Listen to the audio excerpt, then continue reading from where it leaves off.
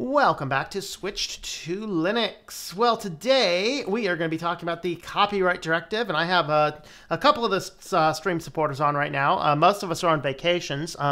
Ben is flying through the air right now, so we asked him if he's on a 737 MAX. You can let us know if you're actually commenting. And I think Quint said he had some event to do, so that's slacker. He's got homework, I know it, you know. But anyway, whoa, I gotta turn down my my audio's coming back up on me. So before we get started here, don't forget you can connect on any of the various social media platforms if you want to stay up to date on what is going on. I'm trying to get posted on there, and with that, let's go ahead and jump on over to our panel. Hello, everybody. How are you? Hello. All right. Hello, everyone. Doing well. So we got Dan and Brian, and between all of us, we might be able to get something decent over here. Now, I've actually read the directives that we're going to be talking about today, and so we're going to be chatting about those. Let's see who's on. STS Tech says, we built this union in order to keep business practices regulated and fair and take any legal measures we can to steal all your money. You worked so hard your whole life because we actually don't care. All right, well said. Ricky's on. Greetings, Ricky. Gnostic, how's it going there? And why does the Disney Corporation have special considerations when it comes to copyright? Yeah, Disney's interesting. You guys know that all of the craziness going on the copyright is actually Disney's fault?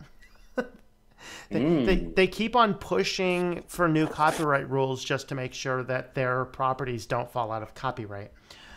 Which this is the first time that Mickey Mouse has actually fallen out of copyright. But it's not Mickey Mouse Universal. It's only certain versions of Mickey Mouse. So if you are going to steal Mickey Mouse for something, thinking it's public domain, you have to do your research because they will come after you if you steal the wrong Mickey. It comes down to his gloves, usually. I think Mickey with white gloves you can't use. Mickey with other gloves or no gloves you can. I don't know. I'm looking for the Alice in Wonderland. Yeah. through the looking glass. Yeah. Yeah.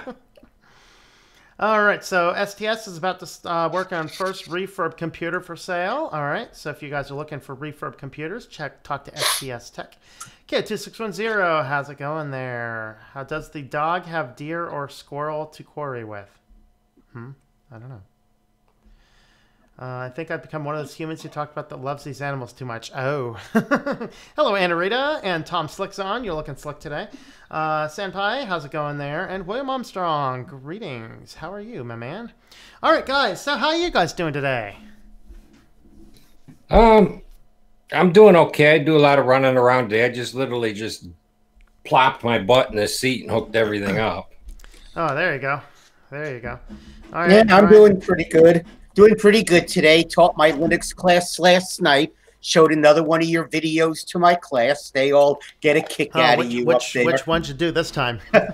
How to get the most out of the Cinnamon desktop. Oh, okay, good. Yeah, I have a Mate one out now too. Yep, that might be next week. I haven't decided yet. Yeah, I think somebody asked for a budgie as well, so I might do budgie next week. Or maybe those are easy, really easy for me to do. So maybe I'll just spin up a budgie and do one for the weekend or something. Yeah, get another video out. So cool, very cool. Well, appreciate you spreading the videos over to there. I know that the fact you're sharing my videos with classes would not make some people in the Linux community happy, but I don't care. That's all right. Oh well. That's all right. So we were talking about the copyright directive. Of course, here we have three Americans talk about the EU copyright directive. What parody, what parody. But there's good reason to talk about it. Primarily that usually whatever happens, particularly if we're talking about the internet, whatever happens on the internet generally tends to make its way around the world. And some of the things the EU does are pretty good. I like most of GDPR. I think GDPR is something we need some degree of. The only thing I really don't like in that is the cookie policy, because cookies are, an end user can control the cookies extraordinarily easy. But the burden that's put on website owners regarding cookies is excessive compared to what it is. Now, we have this copyright directive. So the directive itself is a series of articles which is designed to make sure that, now part of it is to make sure that artists are not getting completely handed over by the producers, which I'm not sure it really does anything for that. I think it more helps the distributors more than anything. But the idea is, when I did my first book, I went with one of these publishing companies. And when you do that, a publisher takes the majority of the content. So by the time I released my first book, which cost $12.95, if you went on to Amazon or onto any store and bought a copy of that book, I saw $1 in commission. Just not a lot. Especially since they don't help you actually sell it. All of the ability to sell it's down to you. And we get the same thing in the music industry. You know, the producers really are the ones that make money. The artists are they're just used for their talent until they don't have any more talent. You know, as Billy Joel says, you know, you're cast out after your time is over. If you remember that song, I forget which one it was. So that's the initial thoughts. So do you guys think that based on the initial thoughts, the copyright directive is a good thing, a bad thing, just as a general unified whole, at least its intentions? The way I understand it is they're trying to shift the copyright to the web, the actual web service people to police, and that they are to take down any copyrighted stuff and police themselves, rather than the old way. If somebody complained about it, they would pull it off the server. Am I reading this right? Effectively, yeah. Definitely for certain parts of it. Now, currently, at least here in the States and in most places in the world, now here in the States and most of the world has similar trends that we have the DMCA, the Digital Millennium Copyright Act, which that act dictated what could be done with information. So you had a company like YouTube or a company like Facebook or, you know, a publisher or whatever else. And the idea is that if you had an open forum, a content section, or whatever else, and somebody posted copyrighted information utilizing your platform, you as the website were not liable, as long as if they went out and if you were made aware of copyrighted material and you didn't take it down, then you could be held liable as the website owner. But if you were able to take down information in a reasonable amount of time, you were not liable, just the person uploaded it is liable. So here on YouTube, one of the things that we get is we'll get copyright claims. So a copyright claim is when they will either demonetize the video, they will ask to get it removed, or they will ask to take all of the revenue. So if I do some video and use somebody's clip, now even the way it's done is completely unfair. So if I do an hour-long video and I use, you know, a 35-second clip of a song, technically that is a violation of copyright, but what they want to do is they want to take all of the revenue of that video, which isn't good, but at the same time, yeah, I shouldn't have been violating the copyright laws. But regardless, YouTube is not the one that's liable. What this copyright directive does is turns that, exactly like you said, back onto the platform is now liable instead of the end user. So that's that part. Brian, do you have anything to add at this point? It's an interesting point. I don't think it's something that the platforms like YouTube are going to like very much. They're probably going to be fighting it, because then that puts the responsibility on them to really be extra special on the, you know, on the ball looking for this stuff, which is a good idea in some ways if it can be done practically. My question is, could someone like YouTube do it practically because of the amount of work it is? Well, they're supposed to clean this stuff up before it even gets on the internet, or else they're at risk of being sued. Right. That's the big issue. And sometimes they have to. I mean, sometimes stuff gets out there that's absolutely atrocious, that should never make it out there. You know, especially sometimes live streams. I find TV clips, all kinds of stuff that are on YouTube that you'd think shouldn't be there, but they're there. And they slowly get taken down over time, but yeah, that's part of the issue. So somebody asked, Steve Anderson, is this about 13? We're actually going to be talking about 11 and 13.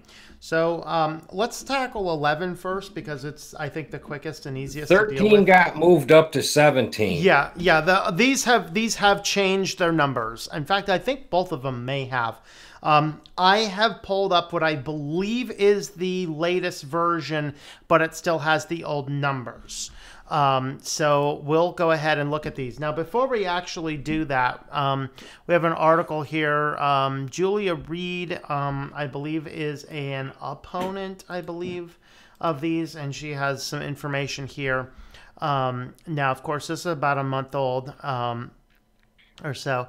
But they're looking at the final text of 11 and 13. As Dan said, this was moved up. We're going to continue to call it 11 and 13 because that's what most people know them as. So just be aware that those numbers have changed.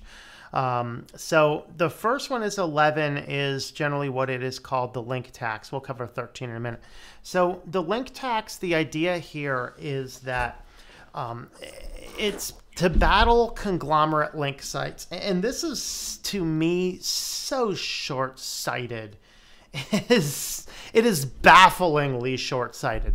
So the idea is like Fox News or CNN or whoever else behind these are like, hey, we don't like that Google takes the title and the snippet of the article and puts it in their feed aggregators, and we want money every time they do that. That's why it's called the link tax. So you'd have to pay a fee for linking somebody's information. Now, the reason, in my opinion, now, actually, let me address to you guys. Do you guys see why this is so short-sighted? Any ideas why? Because it could have ripple effects down the road as far as disseminating information goes. Yeah. How about, I don't go to Fox News. I'm not going to go to Fox News. You will not see me intentionally go to www.foxnews.com. Nor do I go to CNN.com, nor do I go to, I don't know, NBC.com, however you get there.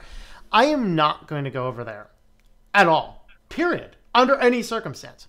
Their idea here is that with Google doing this, and we're going to use Google as a proxy for every one of these aggregators. Google does this, people aren't coming to the site. No, that's the only way I'm going to go to your website. I'm not going to go to foxnews.com and browse your stuff. I can't stand going to your website. I feel like I'm in a boxing match every time I go to the website, and you got all ADD crap all over the place.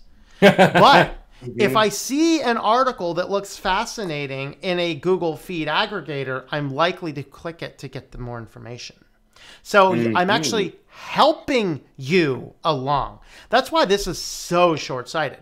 But these companies are like, well, we don't like the fact that they're not coming directly to our website, so we want paid every time one of these link aggregators are used. Now, there are exceptions. Well, this says no exceptions. The final information, there are some exceptions, as I believe. But that's kind of the link tax as a brief summary, and we will look in more detail as to what this is in a minute. Now, the other one is the upload filter. This is the one that is ludicrously insane because it basically says that any platform, and there are some exceptions to it, but any platform which allows users to update content has to have a system in place to check that content as it's being uploaded to make sure it's not copyrighted. Okay, guys, think about that one. What's your thoughts there? That could take some time to figure out. I mean, there's lots of countries on the planet, and each one of them has their own copyright registry. You'd have to go through every single country's copyright registry to make sure that it's not a piece of copyrighted material. Then who decides, a human or a machine? That's the problem, is you can't possibly have a human decide this, so it has to be a machine. So this is where a company like Google can have a product to sell to small sites. Google could, in theory, create an API that I could link it in, and if I wanted to allow people to upload content, I could pay Google a licensing fee to utilize their copyright ID system. So while this does hurt them on one front of their business, it seriously helps them on the other, because who else is going to come up with something like this? Let me Google, ask you a question. Microsoft. Clear this up. You write one book, you get it copyrighted, right? Yeah. Is that copyright good in every country on the planet, or do you have to petition other countries to have it copyrighted? Well, copyright itself, the thing about copyright is if I write a book, I actually don't have to register it through any office. At the time I've written it, I have the official copyright. Now, if somebody attempts to infringe on my copyright, prior to me filing a lawsuit, I have to go through the Copyright Office and register the copyright. When I do that, now there's going to be precedent. There's already precedent. I already have the copyright, but I can't actually pursue a case until I have that, which is why for me it costs $50 to copyright something. I copyright my books as I write them. I don't bother wasting with it. So in the case there's ever any issue, then that's kind of the case. Actually, and I'm going to comment here, a comment right here. Dismiss Sire says it's also an attack on fair use and parody. It is not. That is one of the exceptions it allows. The problem is, though, is that fair use, parody, memes, while are allowable, how do you train a content ID system that that's it? All right. Then that's kind of it. So technically this doesn't attack or change fair use, parody, or memes. It's just the application happens to hurt it. And that's kind of the point. Does that clear that up, Dan? Yes, it does. We just wanted to hear how it really works from your point of view. Yeah. Rather than me making it up while I'm going along. Yeah. So, I mean, I would own it. And of course, when you file something, so when I list a book on Amazon, I state, do I have worldwide copyright? There's a case, so like if I'm an artist going through a publishing company, that publishing company may only give me a copyright through a certain region. In my case, as the actual artist producing it and self-publishing my own things, it is a worldwide copyright. Although, if someone in another country were to steal it again, I'm not sure what I'd have to do. I mean, I would probably have the ability with the United States copyright to claim that. It's just, you know, it's just the way the system works. So, yeah.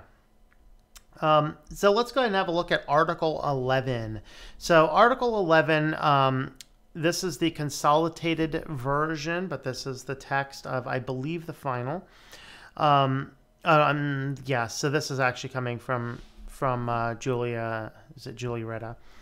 So member states shall provide publishers of press publications established in member states with rights provided for in Article 2 and 3 of the directive for online use of their press publications for information society service providers.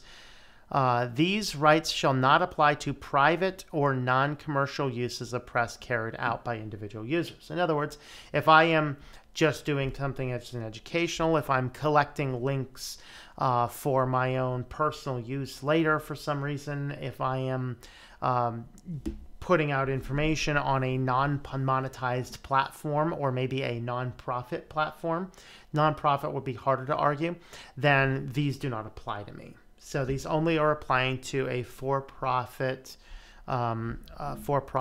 situation. All right, so the next is the summary of point 2, which is a little bit longer one, basically says that you cannot limit an author. So if there's, the next book I'm doing is co-authored. So we have two co-authors on the next book I'm doing, and we both have equal copyright share. That means that he can do whatever he wants with the text and manuscript. I can do whatever I want with the text of the manuscript. And of course, if we were to do something with with the thing, we would inform one another about it just so we are aware. But the point is that number 2 basically says that this directive does not impact any author of the material dispersing that information in any way, shape, or form. This one here is another practical issue. How do I, as a small independent artist, convince a behemoth that I am actually the author because everything goes to this AI crap? You guys ever try and demonstrate to an AI machine that you are actually the owner of something or the rights holder of something? You guys ever try that before? It doesn't work out very well. No. It's like talking to a brick wall. Oh boy. So let's see. We're gonna skip 3 because there's like 6 words there. I don't even know what they say, and there's only 8 words in the thing. 4, the rights referred to in paragraph 1 shall expire 2 years after the publication. So you are free to link anything older than 2 years as determined by, and it's after January 1st of the year following the date of publication. So after the 3rd year, there is no limitation on this. So it's not like it's going to end the entirety of the internet. No, it doesn't. It doesn't at all. It's just for the first 2 years. It should be less than that. It should be maybe 6 months, because after 6 months, you're not really making anything on that thing anyway. But anyway, it's not a universal can't link anything. It's only up to 2 years. So in the 3rd year, you're allowed to do it. And then member states shall provide that authors of the work incorporated in a press publication receive appropriate shares of revenue that press publishers receive for the use of their press publications. Okay, this is where we're getting at the bottom line, is that the idea is that if Joe, the independent journalist, has an article published on Fox News, and Fox News is going to pay Joe a percentage every single time somebody clicks on that article, then the idea is that the ruling here is that they want people to go to the article so that Joe gets paid for his work. And I think that that's a good goal. The question becomes, what are the limitations, how much or how little? Because I, as a small creator, when It's Foss, if you guys didn't know that Ubuntu video that caused all the controversy, there was an It's Foss article about it, right? And so since that showed up on a Saturday and they didn't do news on Sunday, the article was front page on Foss for almost a week. And because of that, a lot of people found my channel that may not have otherwise known about my channel. Okay, and thanks for coming along, guys. Because It's Foss linked to my channel by linking my video. Good! I'm so happy about that. Okay, I don't care. And that's the way that these news sites should be looking, because I'm not going to go to Steve's secondhand journal website.com to look for Steve's greatest news. The only chance I have of finding Steve's site is if Steve has an article so significant that an aggregator picks it up and I read it. That's the only way I'm landing on a small, obscure site, because if you haven't noticed, there's billions of websites out there, and I'm just not going to go through all of them in any given day. So talk to me about, how do you guys find news? Do you guys go to individual sites? Do you guys use an aggregators? What do you guys use for the news? I usually go to aggregators. I search on the basis of keywords. I see what comes up, and if it looks interesting, I click on it. And I'm like you, I wouldn't go to all these individual sites. You don't even know about 99.9% of them. The only way you'd find out is through an aggregator. So the aggregators are actually helping the websites and the creators to get paid by landing you on their sites. Yeah. So they should be happy for it. Mm-hmm. Absolutely. Dan, I agree, and that's how it pretty much works for me. I've figured out as much as I was going to figure out about this European article stuff by watching. There's already been a couple of YouTubes already done about it. However, they didn't really go as deep as I would have liked them to. Yeah. So, good. But something I was thinking about too is the financial aspect of this. You have these new rules put into place. You have the internet service providers, people like Google and stuff like that, got to enforce all this. What's this going to do to the financial market as far as shareholders and stuff going? They're going to look at this and they're going to say, wow, we're going to have to spend extra money for all this policing and everything else. There's some consequences to be paid with all this. Mm-hmm. Yeah, absolutely. And that's the thing is that this hurts the very industry that thinks it's going to help. And that's part of, in my opinion, the issue.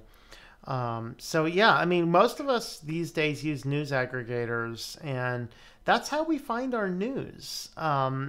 Because, and frankly, the news aggregators help more people than they hinder. It's the same thing with, jumping onto the social media sites. As much as I don't like social media sites, the advantage that I found with the social media sites is that, not everybody wants to follow me on Twitter. Not everybody wants to use MeWe. Not everybody wants to use these. And that's why I have a bunch of them that I just copy the text from one and I paste to all of them.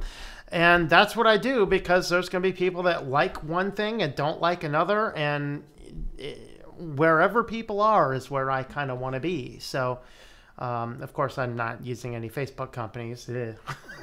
But, yeah, that's creepy. Yeah, but so that's Article 11. So let's jump over and have a look at Article 13. And this one is the one that's sometimes called the meme killer. Pepe is dead. Meme killer. Pepe was sacrificed. So the reality is the law itself does not kill the memes. It's just the implication of it does, and that's the thing. So member states shall provide that online content sharing service provider platforms performs an act of communication to the public or an act of making available to the public for the purposes of this directive when it gives public access to copyright protected works or other materials, matter uploaded by its users. An online content sharing provider shall therefore obtain an authorization from rights holders referred to in Article 3, 1 and 2 of the directive, for instance, by concluding a licensing agreement in order to communicate or make available to the public works or a subject matter. So, in other words, if you're going to upload anything with copyrighted material, whatever that platform is has to negotiate a deal with whoever holds that copyright. And so that is the first part. So number 2 is member states shall provide that when an authorization has been obtained, including via licensing agreement by an online content sharing service provider, this authorization shall also cover acts carried out by users of services falling within Article 3 when they are not acting as a commercial basis or their activity does not generate significant revenues. Okay, so with that one there are instances where you do not necessarily have to fall into that. And actually, I think the next one, 4 actually covers the exceptions. When online content sharing service provider performs an act of communication to the public or an act of making available to the public under these directives, the limitation of liability shall not apply to situations covered by the article. This shall not affect the possible application of Article 14. So we'd have to look at what 14 was again. But basically, as long as they are demonstrating that they have content ID systems in place, then they are covered in case something accidentally slips through. But if they're just not doing anything, they don't care. Now, number 4 is your exceptions clause. So the people that's saying this is going to kill all of the small groups and just help Google, number 4 is what addresses that. If no authorization is granted, online content service providers shall be liable for unauthorized acts of communication unless, number 1, they've made the best efforts to obtain authorization. So in other words, they've attempted to work something out and maybe the people are just not responding back. That's one instance. Number 2, made in accordance with high industry standards of professional diligence, the best to ensure the unavailability. In other words, they have put in a system that they believe is doing a very good job of working. And 3, acted expeditiously upon receiving notice by the rights holders to remove from their websites or disable access to the notified works and subject matters. So in other words, are they taking things down? Okay. So those are the things that's going to help. That's actually the big ones. So in determining whether a service has complied, and in light of the principles, the following should be taken into account: the type, the audience, the size of the service, and the types of work, and the availability of suitable and effective means of their cost productions. All right. So section 4AA, like they just don't understand the alphabet over there, I guess.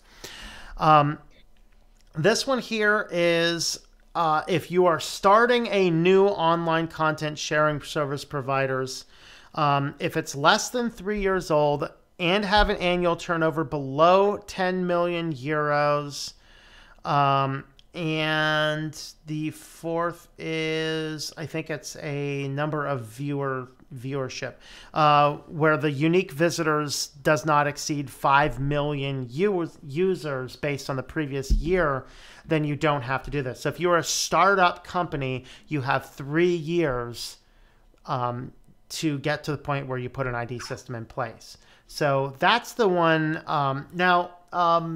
Dan, do you have experience in running small business or not? I don't forget. Yes. Okay, so you're familiar. The 3 years may sound like, oh, well, that doesn't seem fair, but you'd attest that here in the States, 3 years is actually a sufficient amount of time to get a business off the ground. If you don't get to the point off the ground that you're not profitable, maybe you should rethink it. But do you think that's long enough for this? What's your thoughts on that? I know when I did have businesses, the IRS allowed you 3 years of losses before you could, you had to get your feet off the ground and do something. Yep. 3 years for the internet, I don't know. That's kind of cutting it slim. I think, it depends on you should be able to judge this by the rate of growth. There should be a point where you reach a certain amount of growth before you have to implement this. Because there's a lot of websites and stuff out there that are out there and they're still running, but their growth is not that great. Yeah. I.e. a lot of Linux, YouTube channels out there. Yeah. Have small growth and they have a consistent number of subscribers, but their subscribers aren't growing by leaps and bounds every year. That's what I'm trying to say. Yeah. Absolutely.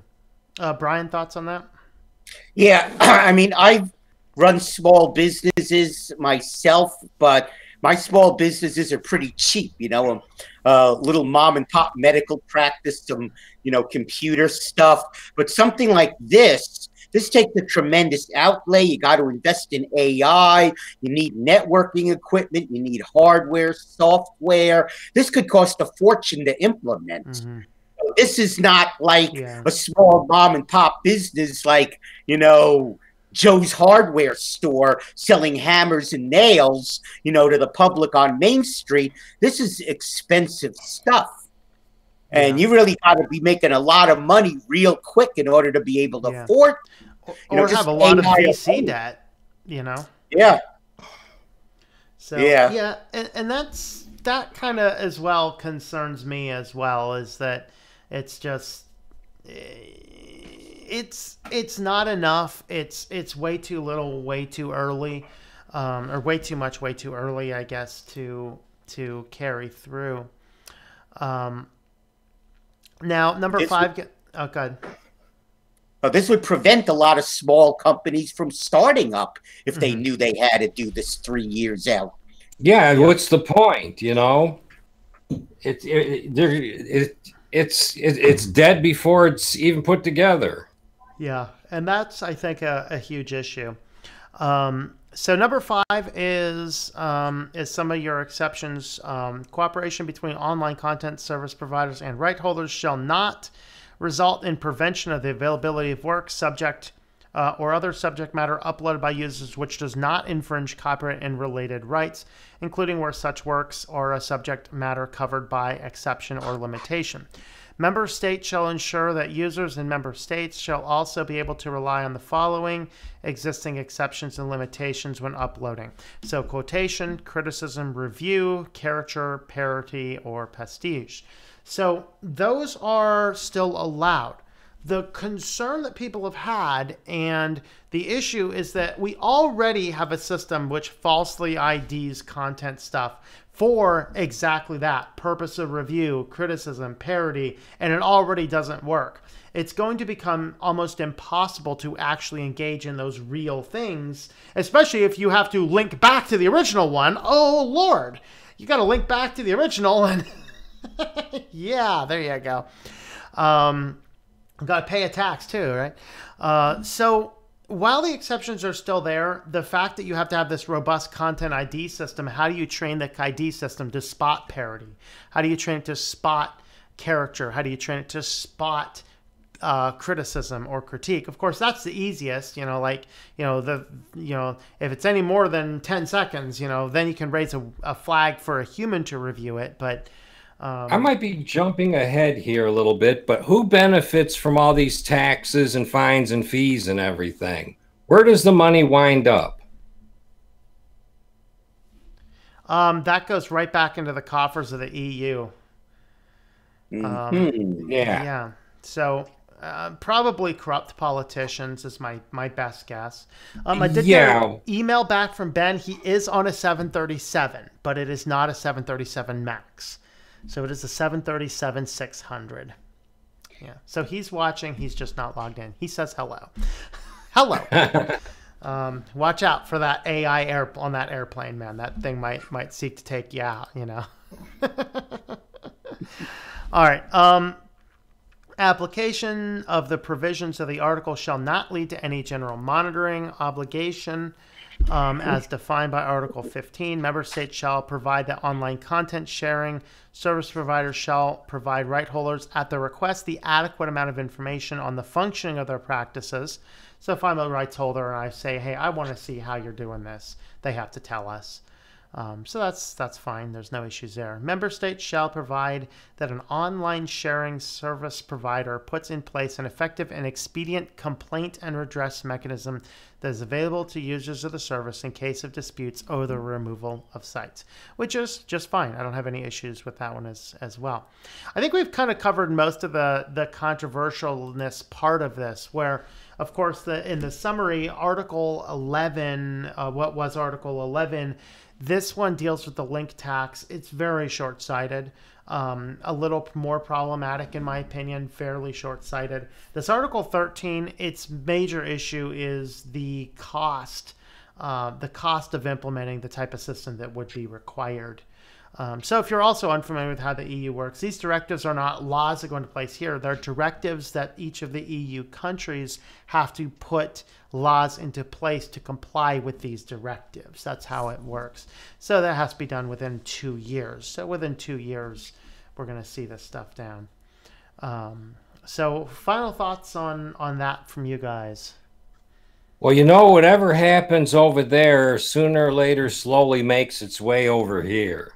That's what's kind of got me all twisted up. Yeah, that's for sure. That is true. And they're always chipping away at people's ability to find new ways to make a living. Yeah, and that's kind of problematic, as it's become so difficult sometimes just to squeak your own little thing out if you got to compete with Google and things like that. So expedient, we have in the comment complaint mechanism. Have you ever dealt with YouTube or Facebook? Yeah, there's nothing expedient about that at all. All right, so we're going to go through the comments and then we'll do a wrap up. Just also as a reminder, I will be on my Christian channel tonight at 9. That is a little over an hour from now. There is a link for that I just dropped into the chat there. So if you want to jump on over and see what we're talking about on the Christian channel tonight at 9 o'clock, we'll do that. This is the stumbling blocks to the gospel is what we'll do.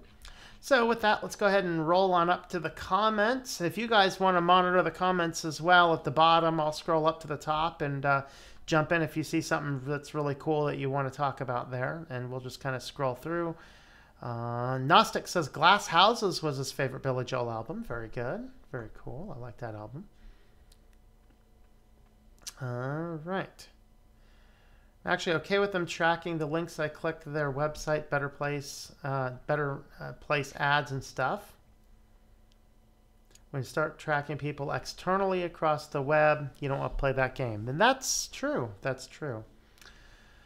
Now, that's what cookies do, and that's why that cookie part was in the GDPR, but it's very easy for us to handle cookies. You just got to, clear them when the browser closes, not accept them to begin with, whatever your case happens to be.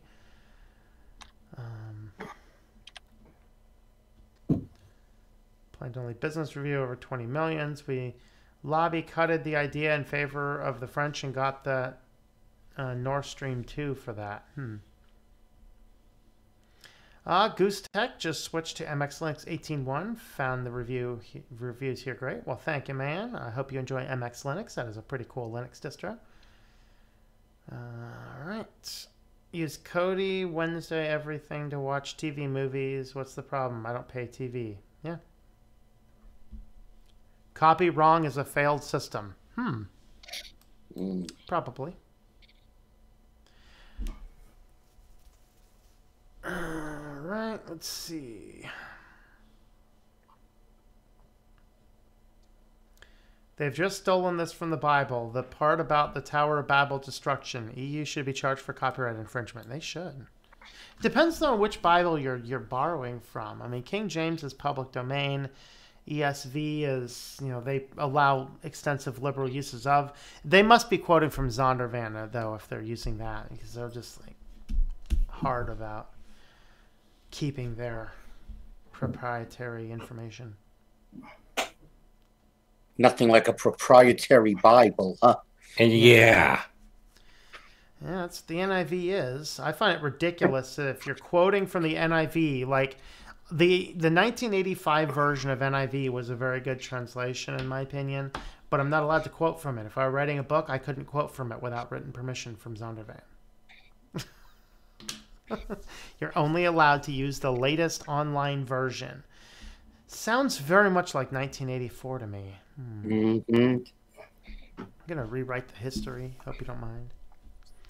Hyperlinks are the bedrocks of how sites, articles, contents are driven. Yes. That raises another fascinating question. Hyperlinks are how SEO works. If you want your website to be found, you have to be creating links. Now, preferably links within themselves. Ooh, look who just showed up. Oh, the kitty's back from Tahiti. Ooh, a kitty. How you doing, buddy? Did he get off his 737? He did. He got off the 737 MAX. Didn't you? All right. Yeah. All right. Let's see. Most MEPs said they didn't read the legislation. Yeah, so a lot of them didn't. Now, this is actually another thing. I didn't pull up an article, but it turns out that at least 11 of them cast the wrong vote by mistake. Now, first I want to know, how do you cast the wrong vote by mistake? Number two, how did that even work? And number three, I don't even know where to stop thinking about this. But that would have actually been enough to sway the vote, because they were only off by a margin of 6, but several people came out and said that their votes were cast wrong, and if all those were cast right, the directive would not have passed. Interesting. Where's our hats? Yeah, this sounds pretty messed up. Yeah. It sounds to me like it might be ready for a revote.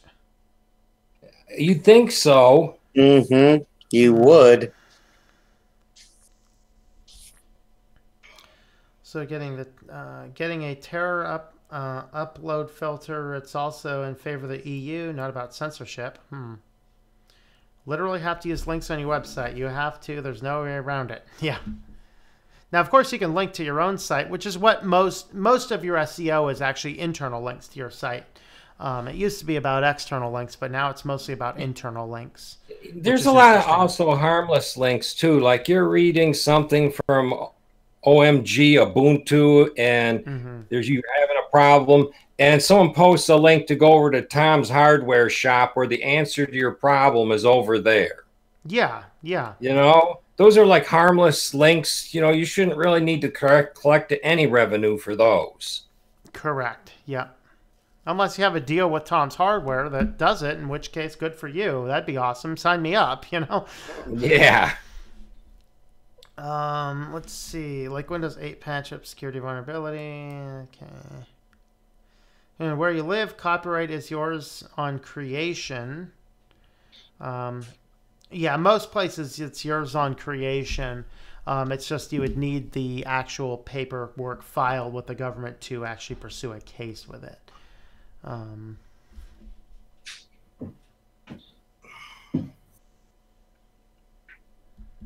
Saturday Night Live will go out of business under Article 1317. Why is that? You guys watch Saturday Night Live? Mhm. I don't stay up that late usually. Okay. I used to watch it many years ago, and it actually had a hint of humor to it. But it has not been funny in 15 years. Yeah. But mostly it's just a slam on certain political parties, and I can't stand that type of comedy, whether I agree with them or not. It's not even comedy. It's just poor taste junk. Yeah. So Steve Anderson, can you explain how Saturday Night Live will go into business under Article 1317? I don't understand. We don't understand. My panel is not understand. All right. STS says, yes, Dan, tell Tom to skip me. He will never make it to the bottom. Please allow others to be heard. Oh, wait, what? That's what STS text said. STS? All right. He wants you to read the other people's stuff. I'll scan and see if there's anything exciting. See something on Article 12A, limiting reproductions of photos and videos. I didn't look into that one. This doesn't affect me because I'm in the U.S., but it might. Yeah, they may follow suit. They may. Type of stuff that starts giving senators ideas is the last thing we need to happen anywhere on this planet. Yeah, that's for sure.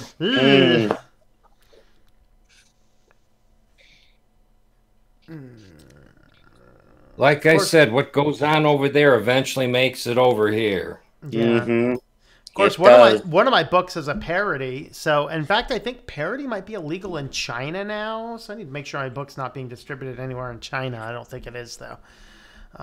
But, you know, it's like sometimes you just need parody. I mean, come on. Someone wrote a really bad book that claims to be Christian, and I had to demonstrate them wrong by first making fun of it and then by demonstrating everything that was wrong. Come on. Okay. Now convincing AI of that. Yeah, especially since if you look at my book cover, the cover itself entirely parodied the old one. So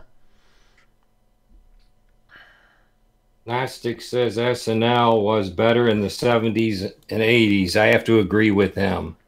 I've never been a fan of it, but yeah. I'm just not a funny guy. I thought it was funny back in the Chevy Chase days. Yes, that's what I was trying to actually think of as that time. Chevy Chase, Garrett Morris, Bill Murray, they were funny. Yep. The cast today, well, they turned it all political rather than comical. Am I aware of the Bernie convention? I'm not. You guys aware of the Bernie convention? Nope. Nope. Nope. Okay. We don't know. All right. Maverick says that 13 and 11 are in direct violation of the Bernie convention. So we're going to look up the Bernie convention. See if I can find a brief summary. The Bernie convention. Is this having anything to do with Bernie? Oh, Lord. Bernie Sanders, perhaps? I hope not. All right.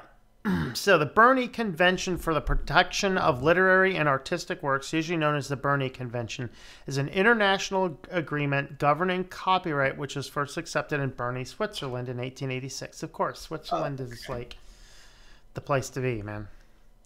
So the Bernie Convention requires its parties to treat copyright works of authors from other parties of the convention, known as Bernie Union, at least as well as those of their own nationals. For example, French copyright law applies to anything published or performed in France, regardless of where it was originally created. In addition to establishing a system of equal treatment that harmonized copyright amongst parties, the agreement also required member states to provide strong minimum standards for copyright law. Under the Bernie Convention, copyright under the Bernie Convention must be automatic. It is prohibited to require former registration. However, when the United States joined the convention on March 1st, 1989, it continued to make statutory damages and attorney's fees only available for registered works. All right. So, decision Delaware District Court decided that protections of the Bernie Convention are supposed to be essentially frictionless, meaning no registration requirements can be opposed from a different Bernie member country. This means Bernie member countries can require works originating in their own country to be registered or deposited, but cannot require these of other ones. Okay. So that's actually neat to read through. But yeah, it's basically saying that the I don't see how that's a direct violation though of the Bernie Convention. I'm not putting that one together, but I don't know. I'll have to think about that. Formally mandated several aspects of modern copyright law, introduced concept that copyright exists in the moment work is fixed. Yeah, I don't think there's any violation of 11 or 13 about that. I don't see it. If you're still on, please let us know what exactly makes the issue there.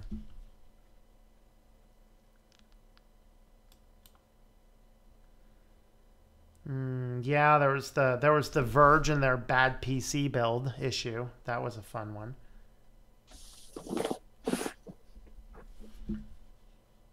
It's your bad PC build. Oh yeah, they started copy striking channels for parodying that, which is a complete violation of the law. I mean, I'm allowed to parody your bad video. You're allowed to parody my bad video. That's all good. You know?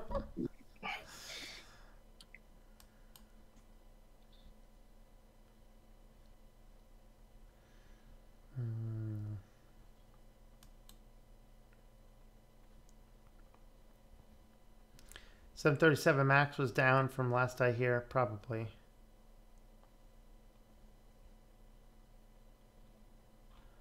Right.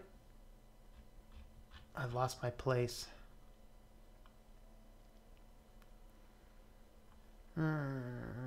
Expedient. Okay, I think I already read that one.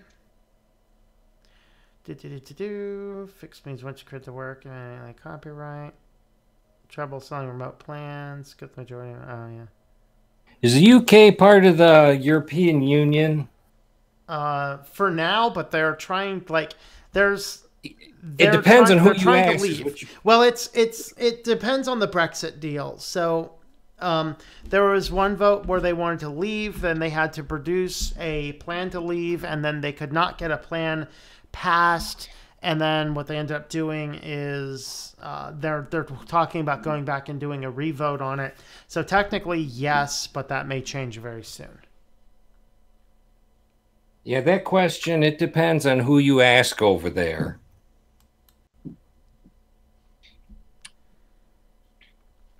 I think Susan, the CEO of YouTube, talked about stopping YouTube in the EU, except for high subscriber YouTubes.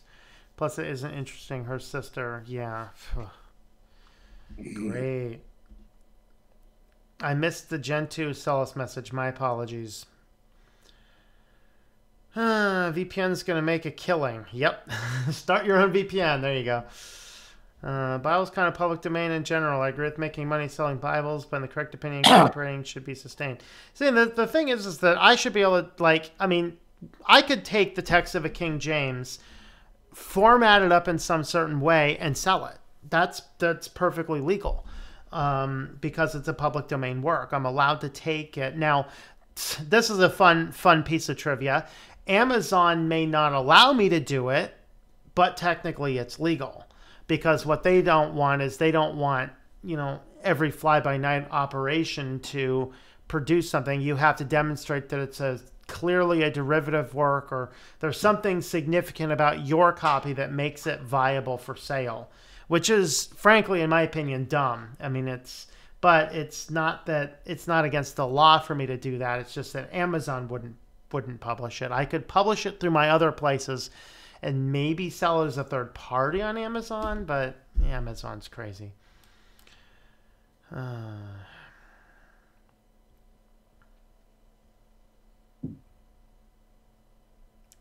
Yeah, the voting was very sick. It was like 16 seconds. Yes, the voting was in 16 seconds. They came up with the final vote on this in 16 seconds. Yep. Everybody push your button now. And a bunch of people pushed the wrong button. Yeah. 11 that we know of. Great. 11 pushed the wrong button, and how many did it pass by? 6? Yeah, 5 or 6, just a few. Well, it's just like the net neutrality junk we're fighting over here. Yeah. And we really don't get a say in that. Mm. Winnie the Pooh is illegal in China. Yes, it is.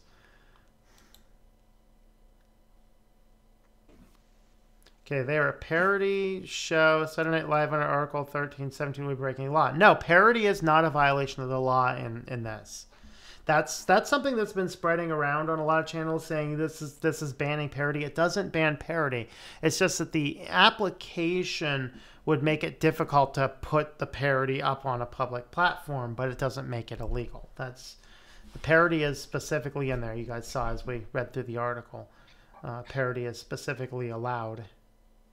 It's not legal, just taxable. Yeah, pretty much. Also written as the burn. Burn! The burn.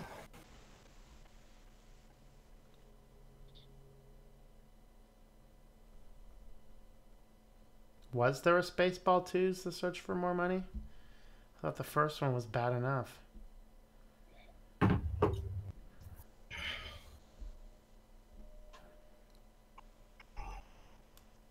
I have a bad sermon, parody away. There you go. Yep. And I mostly wrote the parody book because like every influential church in my town went through that stupid book and was promoting it to their congregations. It's like, I'm sorry, guys, you need to stop. That was a crappy book. If you're a pastor and you read that book and you promoted it to your congregation, you need beat with 49 lashes. Come on. It's such a bad book. That's why I parodied it. I was going to just let it go, but yeah. It was still the greatest book since The Shack. It was. The Shack. That's right.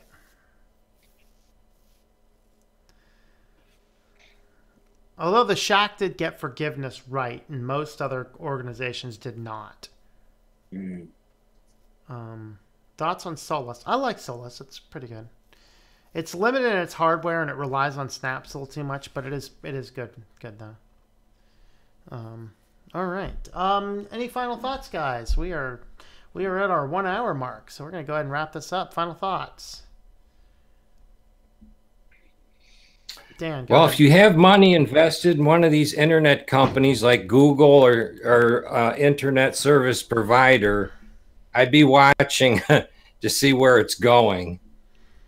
Yeah. Yeah, and if you're a small YouTube channel, I wouldn't like hold my breath till you got really big. I'll probably be sitting at around 38 subscribers for another few years.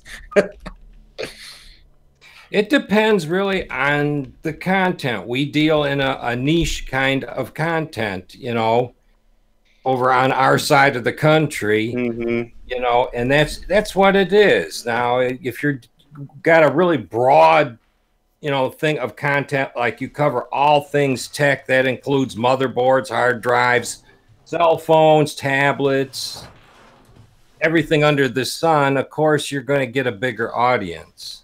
Yeah. No, I do strictly academic stuff, which most people think is boring, except for the students that have to take it for the class. But, you know, nothing I do is even monetized anyway, so it really doesn't affect me that way. But if someone wants to get a monetized channel off the ground, this could be a significant hurdle.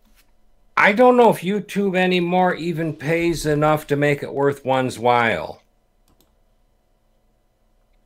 Yeah.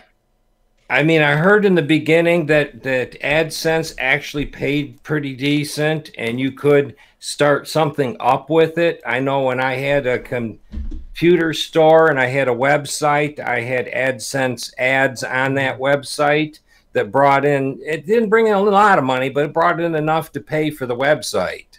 Yeah. Yeah. I mean, I actually have my AdSense account is on 3 or 4 different websites, and in 8 years, I think I'm up to $43, something like that. Now, it's been going a little bit faster lately. It's been going up about $1 or $2 a month for the last little bit because the Switch to Linux site is on that particular thing. So I might see a payout on that about a year or two, you know. Mr. Rich Bob asked what book did I parody. The parody I did is called The Art of Shallow Neighboring, and the book was The Art of Neighboring is the one I parodied. So I dropped a link for that in there. And of course, it's a church growth book, and you know, our whole task should just be to join together with anybody and produce better neighborhoods, because that's going to make everybody in the neighborhood turn to Jesus type stuff, and yeah, kind of stuff. Turns out that my book and The Art of Neighboring and a third book, The Simplest Way to Change the World, are often bought together. So that's cool. So it's kind of funny that my parody book is often bought with the book it's parodying. I'm happy about that because I encourage people to read both books. Of course, the last 20% of mine is actually a biblical critique. This is about how much is the biblical critique, specifically why the original book was so bad. But yeah, so that's that. You can follow that link there if you want. So I guess with that, we'll go ahead and wrap this part up. Thanks for coming along, guys. Once again, don't forget, I will be streaming in right about 1 hour on my Christian channel. I do have a giveaway on my new book, I Am Not Amused. We have 100 ebooks that are going to go out on Sunday night or Monday morning. I forget when they're going out exactly. But there's still time to sign up for that. It's a random giveaway on Goodreads. I'll have the details on the other channel there. But if you head on over to Goodreads, you can find me and connect with me as an author over there and keep up to date what's going on. So with that, we'll go ahead and wrap this one up. So thanks for coming along, guys. And is there still a cat in here? Oh, there is a cat in here. Oh, we got a cat. All right, we have cat power. We have cat power. All right, feed the kitty. We're going to feed the kitty. Come on. Come on. You got to come up. I'm not picking you up. Come on, Lazy Bones. There you go. Ow! I should have picked him up. He ducked them claws in. He almost fell down the bottom. He's like... All right. Oh, boy, kitty. Oh, boy, kitty. Oh, I am out of these. I'm out of kitty treats. No! Oh, man, he's going to claw you up some more. I got enough crumbs that he can lick up crumbs. I have enough crumbs for today and tomorrow. Well, for today and tonight. Oh boy, he's gonna turn you into hamburger. He might. He might. Loopy jumped on. Greetings, Loopy. Let's see. My question to anyone who wants to build a church is: what happens if someone doesn't tithe? Tell me what the Old Testament says in context. And where the Catholic Church started 10%. Yeah. Yeah. That's a good one we can address on the other channel if we want. I'm not going to address it here, but can you link the address labels video? I want to set that up for the business. Yeah. Let me find that one.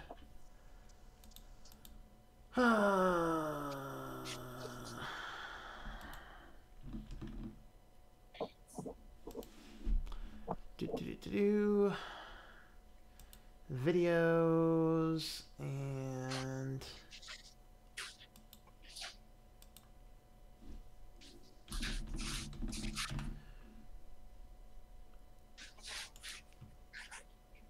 copy link address, and so that is put in there, Mark. So you have that.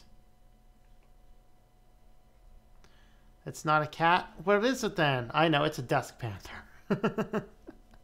That's a vampire. All right. All right, guys, thanks for coming along. I hope that you enjoy switching to Linux, and join us for the stream on the other channel as well. He's your reptilian handler.